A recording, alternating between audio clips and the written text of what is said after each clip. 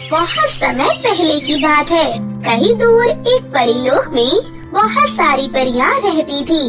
उनमें से एक परी का नाम सुनैना था। सुनैना परी बहुत ज्यादा सुंदर थी। साथ ही उसके लंबे घने बाल थे जो उसकी सुंदरता को और बढ़ाते थे। सुनैना परी का व्यवहार बहुत अच्छा था। सुनैना परी सभी परियों के साथ बहुत अच्छे से रहती थी और उनसे अच्छे से बात करती थी, जिससे परीलोक की सभी परियां सुनैना परी को बहुत पसंद करती थी। तो वहीं बहुत सी परियां सुनैना परी की सुंदरता से जलती भी थी, लेकिन सुनैना परी को इससे कोई फर्क नहीं पड़ता था। वो तो उनसे भी बहुत अच्छे से बात करती थी। वहीं सुनैना परी हर वीकेंड पर पृथ्वीलोक पर भी छाया करती थी और वहाँ मौजूद गरीब और लाचार लोगों की मदद करती थी। लेकिन सुनैना परी को मेकअप करने का बहुत शौक था। एक बार सुनैना परी मेकअप कर रही होती है, तभी सुनैना परी को अचानक से एक आइडिया आता है और सुनैना परी सोचने लगती है और अपने आप से बातें करते हुए बोलती है, वैसे मेकअप तो मैं अच्छा ही कर लेती हूँ, क्यों ना मैं एक ब्यूटी पार्लर खोल लूँ और सभी को सुंदर बना दूँ। अच्छा एक काम करती हूँ, पहले जाकर रानी परी से पूछती हूँ, क्योंकि उनकी इजाजत लेना तो बहुत जरूरी है। रानी परी अगर मुझे इजाजत दे देती है तो मैं बहुत जल्दी अपना ब्यूटी पार्लर खोल सकती हूँ और अपना मेकअप का टैलेंट वहाँ दिखाऊंगी। उसके बाद सुनैना परी तुरंत ही रानी परी के पास पहुँचती है और रानी परी से बोलने लगती है, रानी परी को मेरा प्रणाम। रानी परी, मैं आपसे कुछ बातें पूछने आई हूँ। आज मुझे एक आइडिया आया है, इसलिए मैं एक ब्यूटी पार्लर खोलना चाहती हूँ, जिसे खोलने के लिए मुझे आपकी इजाजत की जरूरत है। अगर आप मुझे इजाजत दें तो क्या मैं परीलोक में एक ब्यूटी पार्लर खोल सकती हूँ? देखो सुनैना परी, मैं तुम्हें ऐसे ही इजाजत नहीं दे सकती और तुम भी अपनी मर्जी से परीलोक में ब्यूटी पार्लर नहीं खोल सकती हो। इसलिए मैं तुम्हें कुछ उपाय बताती हूँ। तुम्हें किसी एक जरूरतमंद की मदद करनी होगी जिसको तुम्हारी सख्त जरूरत हो, और इसके बाद ही मैं तुम्हें परीलोक में ब्यूटी पार्लर खोलने की इजाजत जरूर दूंगी। इसलिए पहले तुम किसी जरूरतमंद की मदद करो और उसके बाद मेरे पास आना। ठीक है रानी परी, मैं बिल्कुल ऐसा ही करूँगी। उसके बाद रानी परी वहाँ से चली जाती है। रानी परी ने बोला है कि मुझे किसी एक जरूरतमंद की मदद करनी है, लेकिन परीलोक में मुझे तो नहीं लगता कि कोई जरूरतमंद मिलेगा भी। इसीलिए मुझे शायद से इस कार्य के लिए धरती लोक में जाना चाहिए। अब मैं जल्दी से धरती लोक की तरफ निकलती हूँ। फिर सुनैना परी तुरंत ही धरती लोक पर चली जाती है। तभी सुनैना परी को कहीं से रोने की आवाज सुनाई देती है। सुनैना परी इधर उधर देखने लगती है।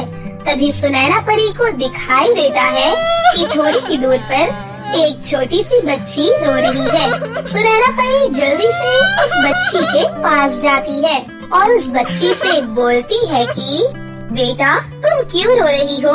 मुझे बताओ, क्या मैं तुम्हारी कोई मदद कर सकती हूँ? अरे आप तो एक परी हो ना? मेरी माँ ने मुझे बचपन में बताया था कि परियां सबकी मदद करती हैं। क्या आप भी मेरी मदद करने आई हो? हाँ बेटा, तुमने बिल्कुल सही कहा, मैं एक परी हूँ। चलो तुम मुझे अपनी परेशानी बताओ, फिर मैं तुम्हारी मदद करूँगी। फिर वो छोटी सी बच्ची सुनैना परी को बताती है कि परी जी, मेरा नाम आलिया है। मेरी चाचा चाची ने मेरे माता पिता का घर छीन लिया और मुझे धक्के मारकर घर से बाहर निकाल दिया। मैं कई दिनों से भूखी भी हूँ, लेकिन किसी ने मुझे खाना भी नहीं दिया, इसीलिए मैं रो रही हूँ। तभी सुनैना परी उस छोटी सी बच्ची को कहती है कि बेटा, अब तुम्हें घबराने की कोई जरूरत नहीं है, अब मैं आ गई हूँ ना। फिर सुनैना परी आलिया को लेकर एक खाली जगह पर आ जाती है और अपने जादू से वहाँ पर एक बड़ा सा आलीशान घर और कई सारी गाड़ियाँ प्रकट कर देती है। साथ ही उसे पैसा देने वाला जादुई लहंगा भी दे देती है। फिर सुनैना परी कहती है, चलो बेटा, अब मैं चलती हूँ। तुम्हें कभी भी कोई जरूरत हो तो तुम मुझे पुकार लेना। इतना सुंदर घर और लहंगा पाकर आलिया खुशी से उछलने लगती है, जिसके बाद सुनैना परी वहाँ से परीलोक वापस चली जाती है। रानी परी सुनैना परी का काम देखकर बहुत खुश होती है और सुनैना परी को शाबाशी देती है। सुनैना परी, तुमने तो कमाल ही कर दिया। शाबाश, तुमने बहुत अच्छा काम किया। हाँ सुनैना परी, अब तुम परीलोक में अपना ब्यूटी पार्लर खोल सकती हो। मैं तुम्हें इजाजत देती हूँ। ब्यूटी पार्लर खोलने की इजाजत पाकर सुनैना परी बहुत खुश होती है और फिर कुछ ही दिनों में सुनैना परी अपना एक बड़ा सा ब्यूटी पार्लर खोल लेती है और सभी परियों का बहुत ही अच्छे से मेकअप करती है। सभी परियों को सुनैना परी का किया हुआ मेकअप बहुत पसंद आता है और वो परियां खुश होकर सुनैना को ढेर सारे पैसे देती हैं। इतने सारे पैसे पाकर सुनैना परी भी बहुत खुश होती है। अगर कोई परी एक बार सुनैना परी के ब्यूटी पार्लर में आती है तो वो बार बार वहीं पर आती है। उस दिन के बाद से सुनैना परी सभी का मेकअप करती रहती है और उससे बहुत सारे पैसे कमाती है, जिससे अब वो बहुत अमीर हो जाती है और हंसी खुशी से अपनी जिंदगी जीने लगती है। एक गांव में वीरेंद्र और ईशानी नाम के दो भाई बहन साथ में रहते थे। वीरेंद्र और ईशानी के माता पिता बचपन में ही गुजर गए थे, इसलिए उन्हें अपने जीवन में काफी परेशानियों का सामना करना पड़ा। उनकी स्थिति काफी गंभीर थी।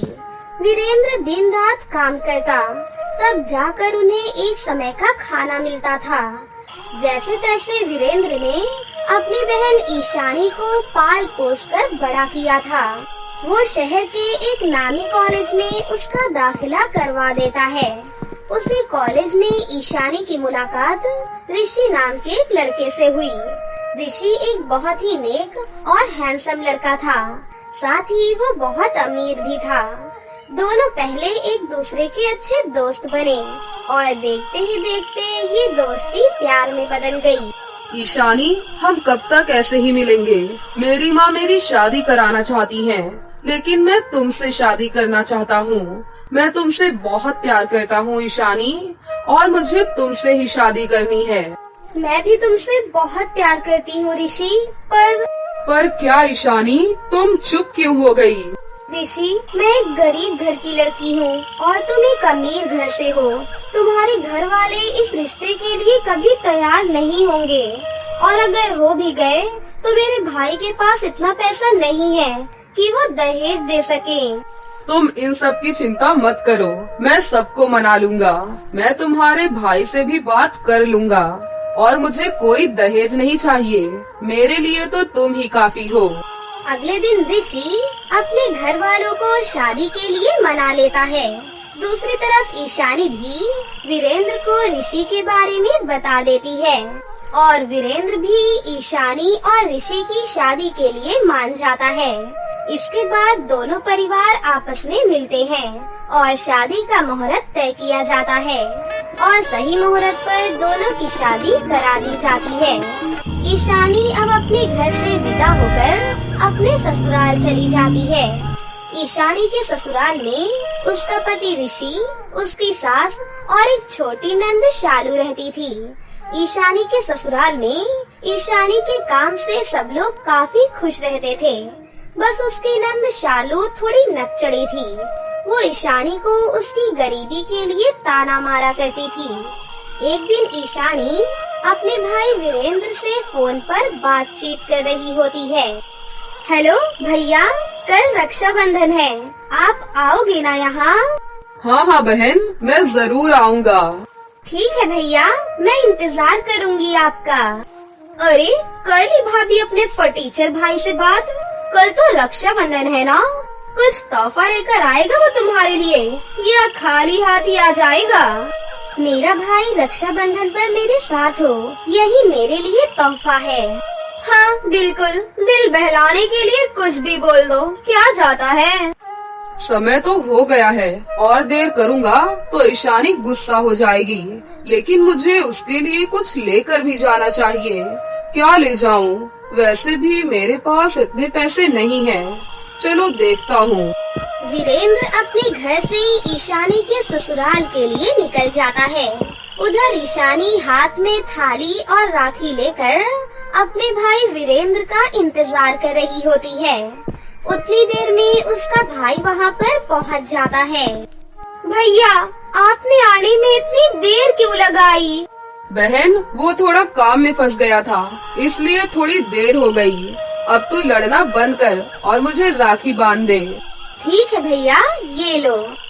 ये ले बहन, तेरा तोहफा। अरे वाह भैया, ये तो बहुत ही सुंदर है। क्या खाक सुंदर है? ये तो मुझे 200-300 रुपए की कोई लोकल चूड़ियाँ लग रही हैं। क्या भाभी, ये भी कोई तोहफा है? अरे तोहफा तो मेरे भाई ने मुझको दिया है। ये देखो, सोने की बालियाँ हैं, सोने की। और आपके फटीचर भाई ने ये नकली चूड़ियाँ आपको दी हैं। अरे ऐसी चूड़ियाँ तो हमारे घर के नौकर भी नहीं पहनते हैं। मैं जानता हूँ कि मेरे तोहफे का ज्यादा मोल नहीं है, लेकिन ईशानी, मैं तेरा भाई होने के नाते तुझे एक वचन देता हूँ कि मैं तेरी हमेशा रक्षा करूँगा। ये सब तो बस बहाने हैं। शालू, ये तुम क्या बोल रही हो? तमीज नहीं है तुम्हें बात करने की? वीरेंद्र भैया, इसकी तरफ से मैं आपसे माफी मांग रहा हूँ। इसे माफ कर दो। इसको पता नहीं है कि किससे कैसे बात करनी है। हमारे लाड़ प्यार ने इसको बिगाड़ दिया है। कोई बात नहीं ऋषि, मैं किसी बात का बुरा नहीं मानता। अच्छा ईशानी, अब मैं चलता हूँ। भैया, थोड़ी देर और रुक जाते। अभी अभी तो आए हो और अभी जा रहे हो। अरे ईशानी, जब भैया कह रहे हैं जाने को तो जाने दो उनको। वो कभी और आ जाएंगे। अभी तो हमें भी मंदिर जाना है। भूल गई तुम? जंगल का रास्ता है वो, हम ज्यादा देर नहीं कर सकते।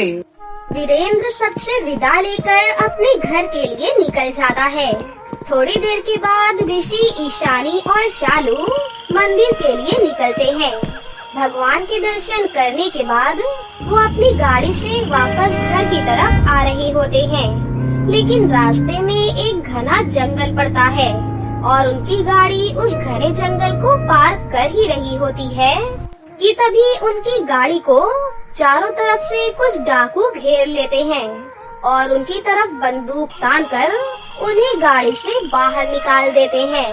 अरे इधर उधर क्या देख रहा है? ये बंदूक है, बंदूक। चल फटाफट उतर। और तू सुन क्या रही है? चल तू अपना मंगलसूत्र उतार। और तू कान की बाली उतार फटाफट, नहीं तो यही मार दूंगा। नहीं नहीं, छोड़ दो हमें जाने दो। हमारे पास कुछ भी नहीं है। ओए, जो मांग रहा हूँ फटाफट दे दे, वरना तेरी राम कहानी यही खत्म कर दूंगा। भाग्यपूर्वक उसी जंगल से वीरेंद्र भी गुजर रहा होता है। तभी उसकी नजर उन डाकुओं पर पड़ती है जिन्होंने ईशानी, शालू और ऋषि को पकड़ रखा था। ये देख वीरेंद्र चौंक जाता है। फिर वीरेंद्र तुरंत उनको बचाने के लिए डाकुओं की तरफ भागता है और उन डाकुओं से भिड़ जाता है। ओ आए, अरे बचाओ हमें, अरे छोड़ो हमें, अरे बाप रे, भागो यहाँ से। उसके बाद वो डाकू जल्दी से वहाँ से भागने लगता है और वीरेंद्र बहादुरी के साथ लड़ते हुए उन दोनों डाकुओं को भी वहाँ से खदेड़ देता है और सबकी जान बचा लेता है। भैया, आज आपने तो हमारी जान बचा ली। अगर आज आप ना आते तो अनर्थ हो जाता। अरे मैं कैसे नहीं आता? मैंने तुझको वचन दिया था कि मैं तेरी हमेशा रक्षा करूँगा। मुझे वो वचन तो निभाना ही था। भैया, आप तो घर के लिए काफी पहले निकल चुके थे, फिर आप इस जंगल में क्या कर रहे हैं? इसका जवाब मुझे पता है। भैया पैदल ही घर जा रहे थे। क्या पैदल? पर क्यों? क्योंकि इनके पास किराए के पैसे नहीं थे। मुझे चूड़ियाँ देने के लिए इन्होंने अपने सारे पैसे खर्च कर दिए थे। शालू, भले ही तुम्हारे भाई ने तुम्हें सोने की बालियाँ दी, लेकिन मेरे भाई ने तो अपनी सारी जमा पूंजी ही मुझे दे दी। अब बताओ किसका तोहफा ज्यादा कीमती है? भाभी मुझसे गलती हो गई, मैं सब कुछ पैसों से तौल रही थी, जबकि रक्षाबंधन का मतलब ये है कि एक भाई अपनी बहन की रक्षा करे। अब आगे से कभी भी मैं पैसों को लेकर आपको नीचा नहीं दिखाऊंगी, मुझे माफ कर दो भाभी। चल थोड़ी देर बाद ही सही, पर तुझे अकल तो आई। फिर वो सभी लोग हंसने लगते हैं। इसके बाद सभी खुशी खुशी अपने घर वापस चले जाते हैं। माँ, हमारे गांव में जो नई आंगनवाड़ी खुली है उसमें ब्यूटी पार्लर का कोर्स करवाया जा रहा है। क्या आप मुझे वहाँ पर कोर्स करवा दोगी? लेकिन बेटी, तू पार्लर का कोर्स करना क्यों चाहती है? क्योंकि माँ, मुझे लोगों का मेकअप करना, उन्हें अच्छे से तैयार करना बहुत अच्छा लगता है।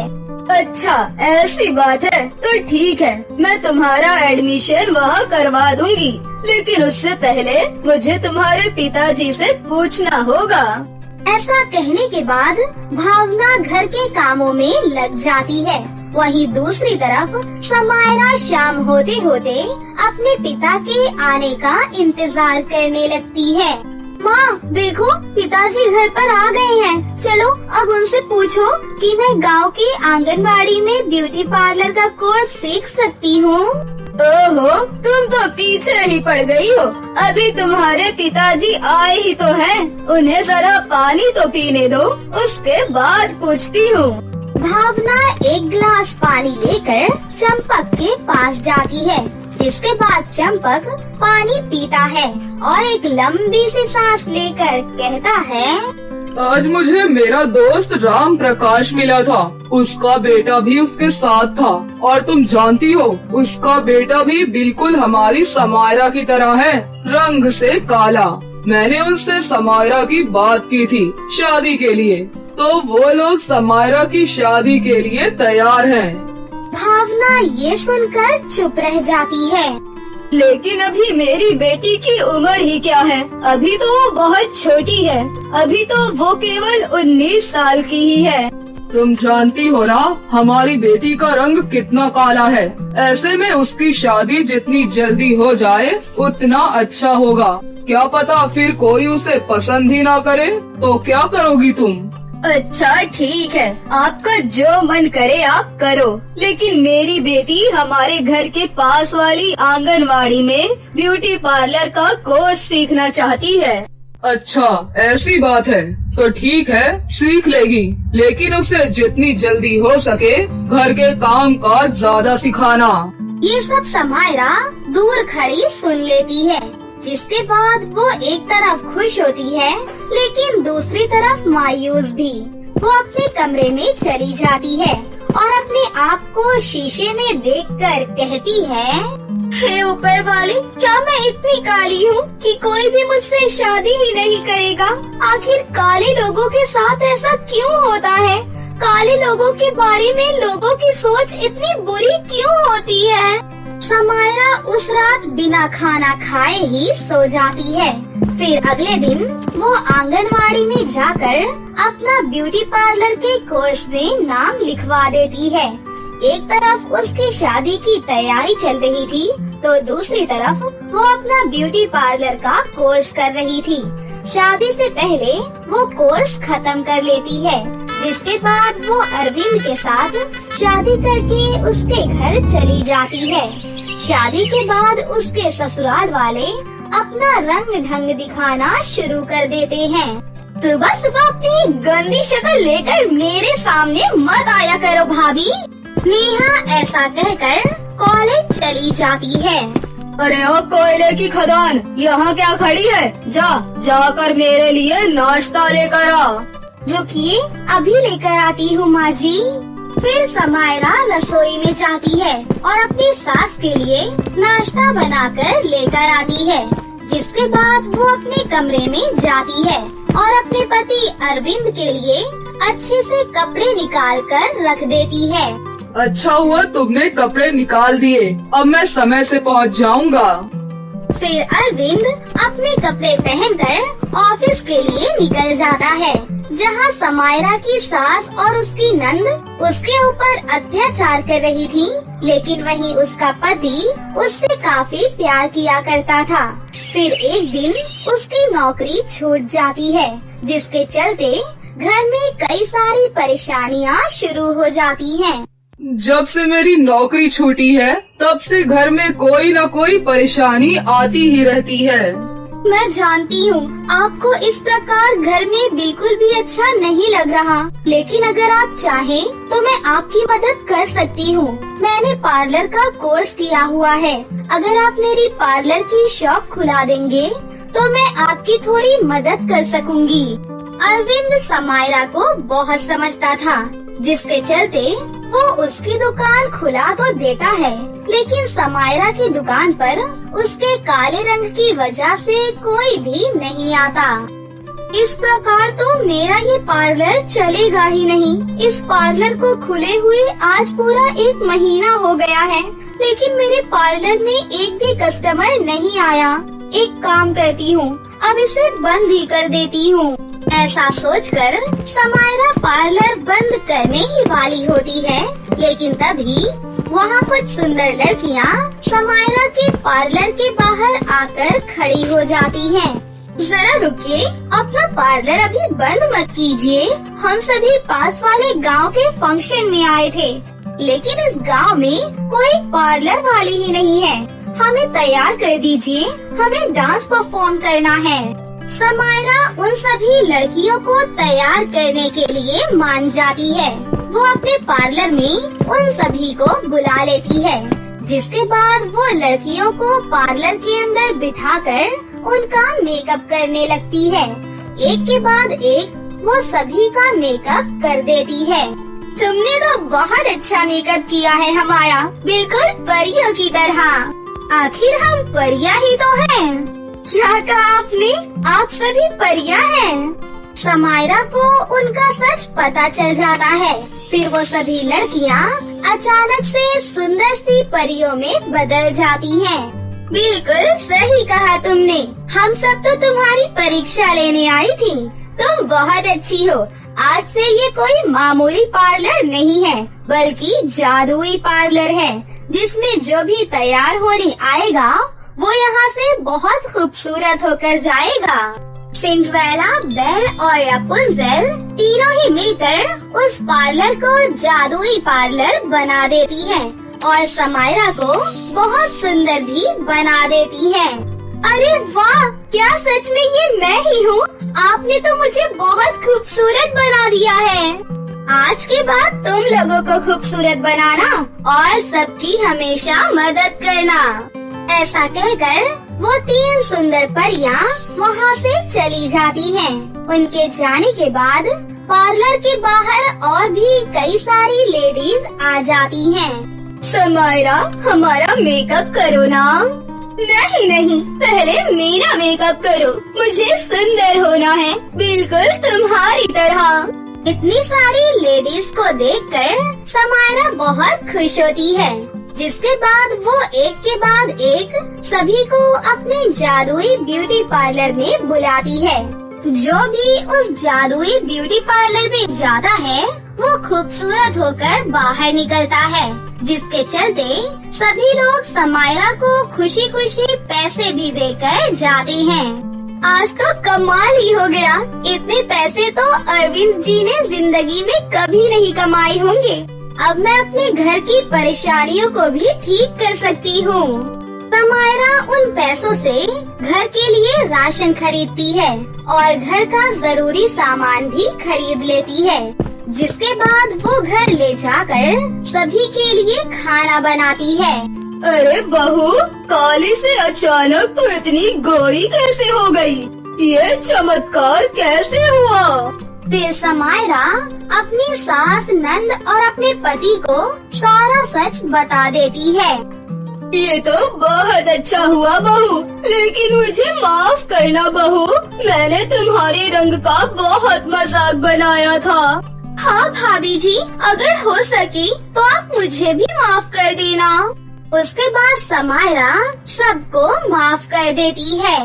सब कुछ भूल जाइए और सभी लोग चलिए खाना खाइए। उस दिन सभी लोग पेट भरकर खाना खाते हैं। अगले दिन जब सवेरा होता है तो समायरा अरविंद के साथ रास्ते में जा रही होती है। तभी रास्ते में कुछ लोग अरविंद को समायरा के साथ देखकर कहते हैं, अरे देखो तो सही, परी के साथ काला कौआ चल रहा है। इस सुंदर सी नारी के साथ ये काला कलूटा आदमी बिल्कुल भी नहीं जच रहा। अरविंद को ये सब सुनकर बहुत बुरा लगता है, लेकिन वो किसी से कुछ भी नहीं कहता और वो चुपचाप समायरा के साथ चलता रहता है।